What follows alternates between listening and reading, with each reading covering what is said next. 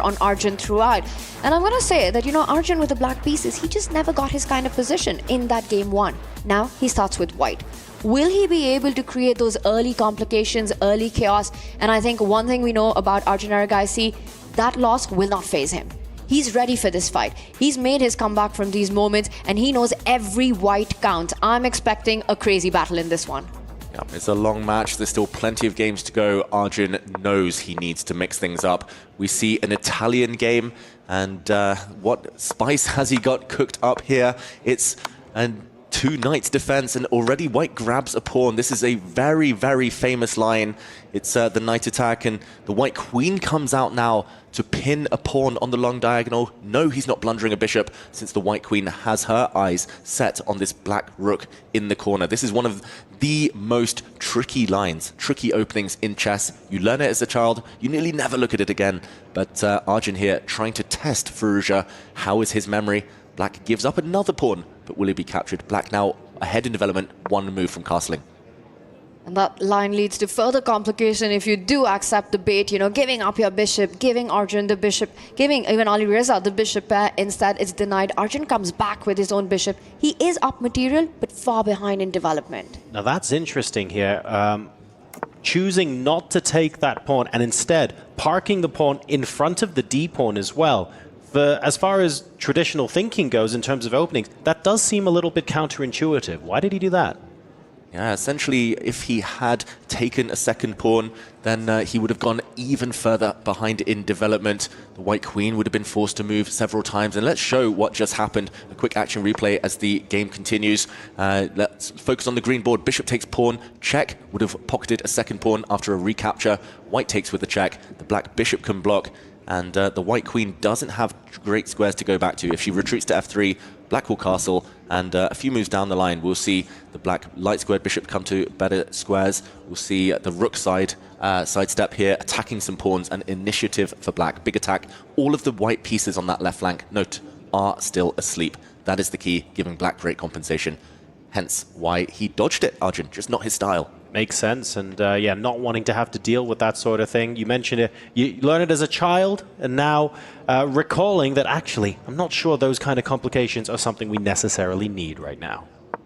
Ooh, and some very interesting knight jumps. We were talking about the laps, the circuits the knights were doing in the previous game, and look at those two black knights. They've already done a lot of work, and they're hunting down white's light-squared bishop. Black is a pawn down, but he's castled. He's got a nice a stranglehold in the center, and it makes sense because Firouzja last game we were training one of his knights, thoroughbred racehorse, I think. So by game number 2, you might as well put them to the test. Alireza does it this time. Last time Arjun tried it as well, but I have to say, to your point, those stallions are actually looking at some trades as well. That knight on b4 beautifully ties down the white bishop.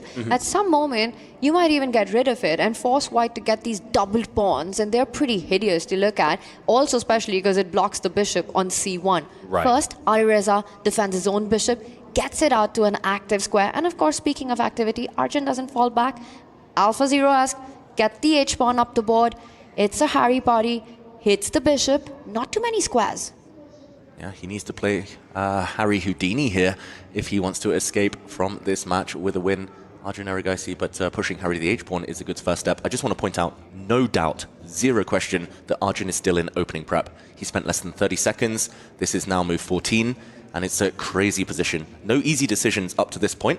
So it's clear he's got the help of homework. I fear for Firouzja. This is what we were hoping for at the start, where we were sort of predicting that Arjun would get himself into positions where he can use that clock advantage to his benefit. We're now going to see in game number 2, when he has the white pieces, what he can do with a 2-3 minute advantage over Alireza. But this is exactly what we were talking about, right? Arjun gets his kind of position. It's part of the opening preparation. It suits his style perfectly. And guess what? He's 3 minutes up on the clock. This is when he plays fast. When the ideas for him, moves like h4, are sort of at the back of his hand. He doesn't care about just how difficult it is. He hasn't developed. He's playing for the initiative. He wants to line up the queen eventually on the g file, maybe try and threaten some checkmating ideas on g7, combine it with the knight. For right now, big questions for Alireza. Ideally, he wants to put his bishop on f4 in front of the queen. But then you're really running out of squares. Moves like g3, you need to calculate where you're going next. Very interesting. We saw a pre-move on Arjun's screen. If the black knight had taken the white bishop on d3, he would have recaptured instantly with the pawn. And let's see if he can keep up the pace he's been going at. Very impressive. 3.5-minute time advantage. And it's only move 14. That is huge for Arjun. Opening traps are his speciality. But he still needs to back it up. The white king still not feeling comfortable in the middle of the board. And the white queenside pieces not ideally placed either, so you still need to know exactly what the plans are. Yeah, it's quite frustrating here because the knight on f5, if it moves for any reason, there's really not that many comfortable squares, and you move it to e3 for whatever reason, you can then take the light squared bishop, and the queen might come barreling down the board as well. So white starting to run out of squares for the minor pieces here. Yeah, and the first question, though, is black's bishop running out of squares as well. So whose pieces will run out of squares first? Whose will drop off the board first? That is the first question of this middle game. I'm very surprised because I actually felt that when I was talking about this line, that bishop f4, aren't you just getting a minor piece trapped there?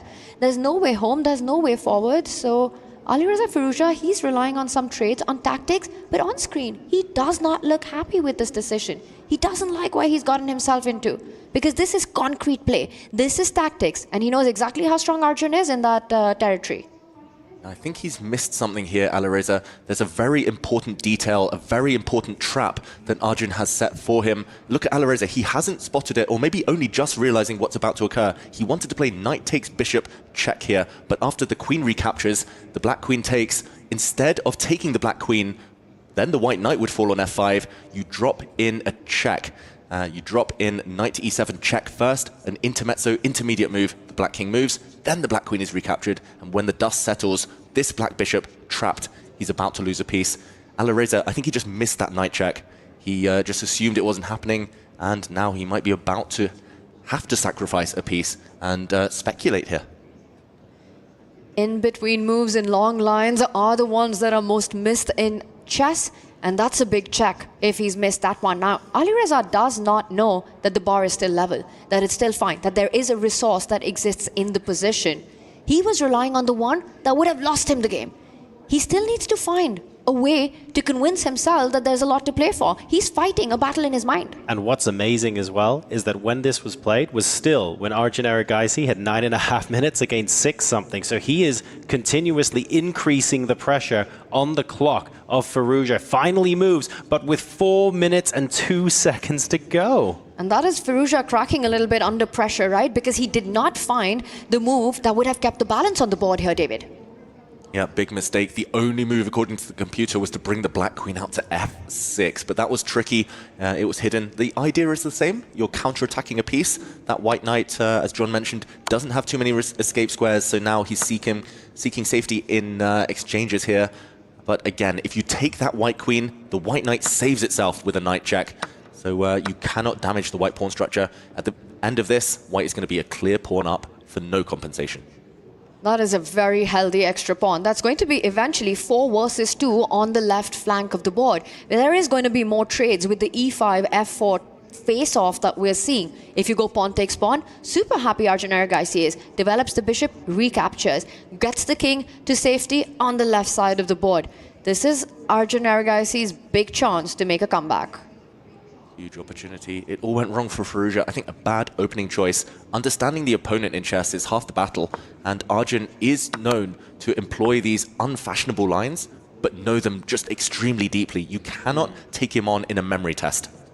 And that's what also makes him such a hard opponent to prepare against, right? He always finds these unorthodox ideas, these offbeat lines in a sub-variation of a main line. How do you even get yourself ready for a guy like that? But this was a big opening success, and we are in an endgame where Arjun has an extra pawn, and there is a very, very unhappy Alireza Firouzja. That knight on a5, also not a happy camper. Yeah, that's looking a little bit offside at the moment. That knight will need a couple of moves to reposition to somewhere more decent on the board. And you're right, in terms of opening preparation, in terms of opening trap, Firouzja really in a very, very uncomfortable spot right now. Very similar, actually, to his first game against Nodirbek earlier on in the quarterfinal, where it was just opening surprise leading to a huge time advantage. Okay, didn't quite convert, but the principles look very similar to what's going on here. Yeah, first blow, first psychological kind of hit in the opening is so key at this level. Margins are so small, everyone's so good. You need that extra edge, and Arjun got it here. It looks like he's about to strike back. He does strike that black knight, and that allows the white king now to step forward, connect the rooks. Still a clear pawn advantage. You know, we saw Alireza just a little bit reacting on the screen earlier there. And I think that had to do with what happened with that pawn move. He just figured out that he did have that queen resource that you were earlier talking about. We see these elite chess players, you know, they move ahead, but in their mind, the position's always there. And I think that was Alireza realizing that he did have a move that would have kept everything under control. Definitely possible. Living in the past, full of regret. Alireza Firouzja now down 2 pawns, we should mention. The white bishop grabbing on h6 on the last turn. The white king slightly vulnerable. That's the only remaining source of hope for Firouzja. But with 7 minutes left here on the clock, Erigaisi should be safe enough. He just needs to get his king back at some point, maybe aiming to trade off rooks first. Arjun with so much time. This is a dream position for white. You're up on the position, you're up on the clock, you see your opponent, he's reacting, he's not happy with it, the confidence increases, but it's not over. We've seen crazy things happen in Riyadh. You still have to finish the job. Arjun needs to be laser focused to get that done when he's playing a resourceful guy like Alireza. I'm thinking about what Black's plan could be, how we can convert potentially dangerous position around White's king into something that allows things to be a bit more substantial. And I'm really struggling to see how that's possible in this particular case, because it does feel like White has a really simple, you can blitz this out in 1 or 2 seconds answer to almost every threat Black can create on the board right now. And I think that's a byproduct of Black's trying to do with 3 pieces what White is defending with 4. That knight on a5 again, if that was in a better place to support this attack, maybe there'd be more options available. To your point, Alireza even might, right now he's attacking a pawn on f2, defended. The idea of c4, trying to create those counter chances, the bishop sliding onto f3, it does, hits the rook, hits the knight. There are some direct threats that Alireza is creating in this position. Yeah, he's fighting hard. He is a fighter by nature, and he normally doesn't give up until the final few moments. So for right now, he's landing a double attack against the white rook, white knight, expecting that rook to slide or step up. And yeah, some counterplay. White needs 2 or 3 moves to get the king off the d-file, where it's stared down by a rook, to improve the white bishop, which is a bit offside. And if you can protect all your pawns in the process, a bit of a bonus. Whoa, and he doesn't defend because that is a word not in Arjun's dictionary. He instead goes for counter offense. The rook on d8 now under fire. Moved, lines itself up to a2. You called him a fighter, he's fighting this position. You know, one of the rooks against the f2 pawn, the other one against the a2 pawn. First, the white rook needs to save itself. Where does it go? Does it step up the board? Does it slide across? And, okay, he's at least tanking a little bit, Arjun Erigaisi. The first hint that he might be feeling indecisive. Nice counterattacks for the second time there, hitting the black rook. And then he saves his own rook. So the white f2 pawn no longer under any pressure at all. And it's very much speaking to not wanting to go backwards, right? Yes, the rook has to move. Is there a way for me to do that in the most aggressive way possible? Knight coming back to g3 with the counterattack to do that, to try and maintain as much of that initiative as possible that White has built up throughout the course of this game. And Black's building up some initiative of his own, getting the knight to the center, but more importantly, hitting on that a2 pawn. I will point out some checkmating patterns that can exist in this position. That white bishop's landing on f6 will force Alireza's rook into passivity, defending the 8th rank. So an idea that you really need to watch out for. And I think he's setting it up. He hits the bishop, he wants to double up on the e line, get that bishop on f6, and then we'll see some infiltration on the 8th rank. Let's see if he is going for that plan. The black knight defends its bishop right now. But, any counterplay here still takes a while for black. You need 2 moves. The black rook needs to take this pawn, and then you need to take another pawn, and the white king will not be safe. But I like Tanya's idea. A bishop move, tying the black rook down to the defense of the back rank should get the job done. There we go. He lands the bishop. Okay, sneaky defense there. The black knight now threatening to jump in, and wow, very passive, but maybe very effective. Just defending the attacked pawn with his rook there, Arjun Erigaisi.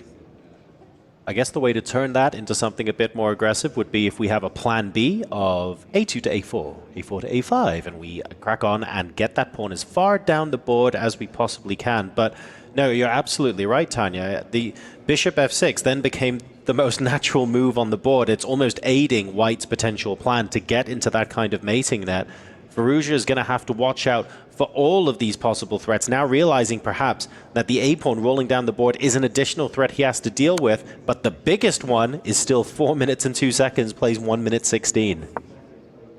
That's a big call as well, right? He's touching the bullet territory, and Arjun's got a lot of time on the clock to think this out, but the position not an easy convert. Knight e4 defending the bishop, attacking the black rook, doubles up on the A line, now threatening rook takes pawn, but always has to watch out for those back rank ideas. So far, Arjun's done everything right. But where is the breakthrough? How does he pull through? Does he just simply start advancing the A pawn? Says he comes back to defend his pawn. Again, slightly passive, but you can afford to make these types of moves, asking the opponent, are you going to check me? Are you not? When your opponent is so low on the clock, there we see the red appear. It's danger, it's time trouble, and it's like roles reversed from the previous game. Neither side able to kind of just stamp their authority in both games now, and the black knight can be chopped off at any point. The bishop just retreats, setting up a nasty knight check. The white knight trying to replace that bishop where it stood. 51 seconds, plays 3 minutes and 27. Can Arjun Erigaisi now turn the screw and use time in his favor to take down Alireza Firouzja here and even up the odds in this game? That was a big swing in the eval bar, down to +1, but still very much advantage White. Whoa, and look at the speed with which Alireza played that line. We see some trades going on here. Knight takes bishop, and the position's level. Arjun Erigaisi messing this up. Wow, he's choked here, Arjun Erigaisi. He's missed that at the very end of this variation, when the black rook disappears, the black knight will hop further and attack the white bishop. Suddenly, look at the white pieces, both of them under fire. You can't save them both. He's running out of material. This game now most likely to appear and end in a draw. If, it's a big if, Alireza Firouzja can hold on the clock. And it's on the board. The line that you pointed out. Yes, temporarily Arjun is up a piece, but he's about to lose that advantage. And now Arjun has to win on the clock. That is the big hope right now. But Alireza Firouzja, 44 minutes, 44 seconds on the clock. I think he makes a lot of moves. This is not an easy flag with such little pieces on the board. All he needs to do is get rid of the 3 remaining white pawns. If he can do that, a white knight alone cannot deliver checkmate. No matter what is left on the rest of the board, the game will be declared a draw. And Arjun's king, the white king, is so far away. White's pawns all isolated. He's getting close, Alireza Firouzja. He got a huge helping hand there. Arjun just rushing, getting impatient. And now this game surely is about to end peacefully. But Arjun, he's going to play on the clock. It's far from over. Yes, the advantage is over, but the clock game, that continues. He pushes the pawn. He's about to get his king closer to the right side of the board. Does Alireza have enough time to jump with his knight, capture that h4 pawn, but he needs to make a move. He thought way too long there, spending 12 seconds almost. He's only got 25 left. It's bright red now, the clock. It is burning, and okay, he blocks with his king. The black knight coming back soon, though. He should still have this under control. But the pawn's disappearing. Is he going to be quick enough on the clock? White only with 1 remaining hope. The d6 pawn, if it drops, falls. Game over with a draw. And he checks. If he gives any time to Alireza to retreat with the knight to that f5 square, knight takes pawn, game over. It doesn't matter because White will not have enough material even if you flag. Knight trade here. It will be a drawn king and pawn endgame. And will he go for this? If you don't trade knights, the black knight is going back to f7 to trade. And here we go. We might see a flag fest or the game end in stalemate. It's a draw. Alireza holds from a hopeless position. Alireza Firouzja, the Falcons managed to hold in game number 2 after being put under so much pressure for so long. Arjun Erigaisi there, 3 minutes versus 1 minute, fluffing that chance, and he knows it. But there are takeaways from this